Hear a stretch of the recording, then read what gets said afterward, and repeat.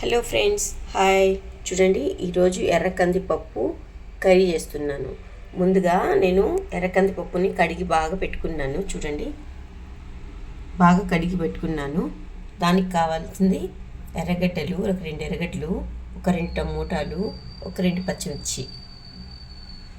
ఇప్పుడు ఎలా చేస్తామో చూద్దాం. చూడండి, కడాయి పెట్టాను, దాంట్లో నూనె వేసాను. ఇది నూనె కొంచెం కాగినాక ఆనియన్ వేద్దాం.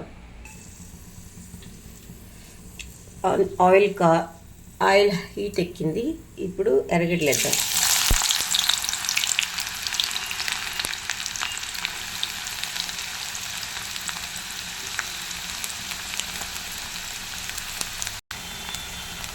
చూడండి, దీనికి ఎర్రగా అవ్వాల్సిన అవసరం లేదు. ఇది కొంచెం ఇట్లాగా అయితే చాలు. దీంట్లో అల్లం తెల్లగడ్డ పేస్ట్ వేద్దాం. కొంచెంగా వేద్దాం. మళ్ళీ అల్లం తెల్లగడ్డ పేస్ట్ వాసన వస్తుంది. ఏదైనా అల్లం తెల్లగడ్డ పేస్ట్ అంటే హెవీగా వేయకూడదు, కొంచెమే వేయాలా.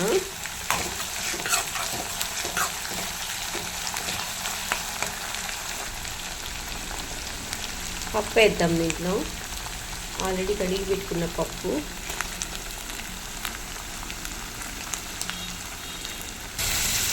పప్పు వేసుకున్నాము, కొంచెం కలిపేసుకున్నాము.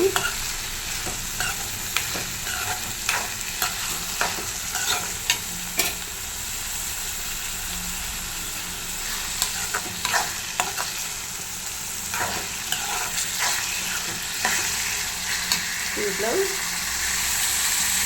కారం వేద్దాము. మీకు ఎంత కారం వేస్తే అంత వేసుకోండి. నేను 2 వేస్తాను, చిన్న గింజతో 2 వేసుకున్నాను. పసుపు వేసుకున్నాను, కొంచెం ధనియాల పొడి వేస్తున్నాను.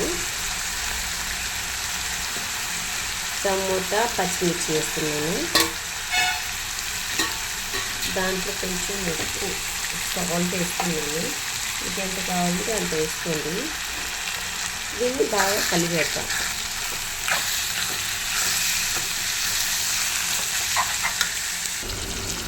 బాగా కలిపేస్తున్నాము. దీంట్లో మనం నీళ్ళు వేద్దాం. 1 గ్లాసు నీళ్ళు, తొందరగా ఉడికిపోతుంది.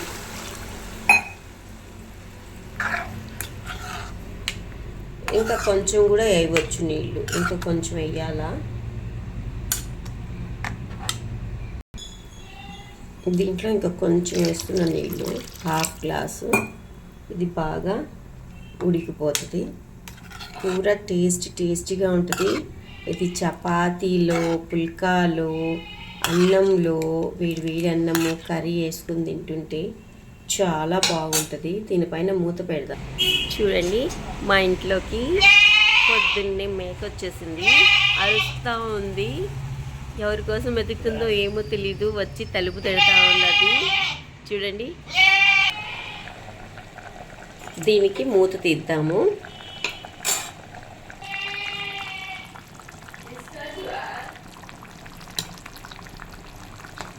చూడండి, ఎర్ర కందిపప్పు రెడీ అయిపోయింది. ఇంకా కొంచెం ఉడకాల పప్పు, ఇంకా కొంచెంగా పచ్చిగా ఉంది కాబట్టి అయిపోతుంది. ఇంకా కొంచెం సిమ్లో దీనికి మూత తీద్దాము. ఎలాగుందో చూద్దాం. చూడండి ఎంత బాగుందో.